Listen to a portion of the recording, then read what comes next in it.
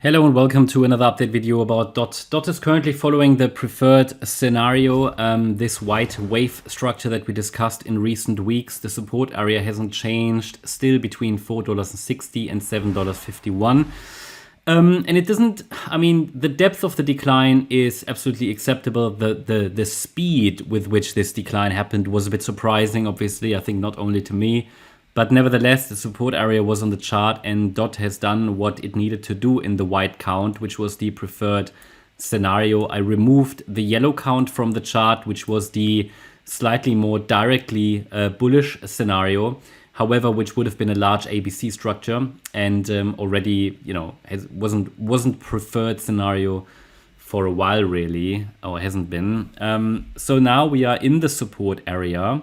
And we want to take a look at the microstructure. Before we do that, just want to explain again that this is a leading diagonal to the upside, at least in my interpretation. I'm counting 5 waves to the upside on the DOT chart. And we now need to see, obviously, if support is holding. There's never a guarantee, but the support area is defined between $4.61 and $7.50. We're still holding above the critical $4.61 level. Below that level, invalidation of this so-called 1-2 setup becomes more likely. The real invalidation point is the October low. A stop below that level is a must. If you trade this setup, you can choose to set it below the 78.6 fib level or below that wave 2 low. By the way, today in today's member live stream at 5 p.m. UTC, we are going to talk about the setting of stop losses with Elliott Wave. I think that was the topic. Need to double check. I think so.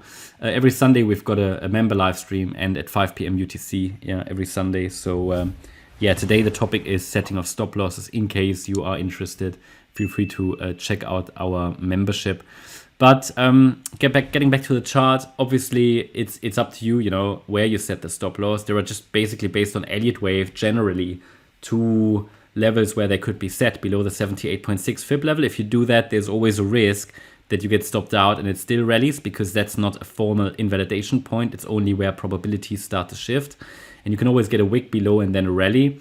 But below the October low, in this case, this is the $3.60 level. That is, if you're trading this particular setup, there would have to be a stop there, because that's otherwise invalidation and a different trading plan.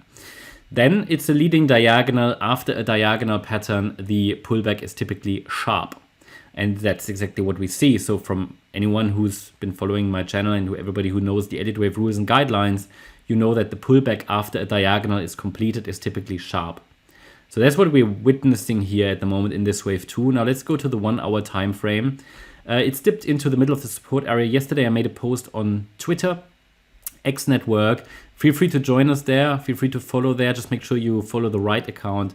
If you're interested in additional updates, sort of stuff about mindset, news, short-term updates sometimes, that's all to be found there. Not as many as in our gold membership, however, but I posted yesterday, like 19 hours ago. The price obviously dipped already into the support region. And I posted that one more low appears likely as per the microstructure on the chart. The 565 level is the next support level.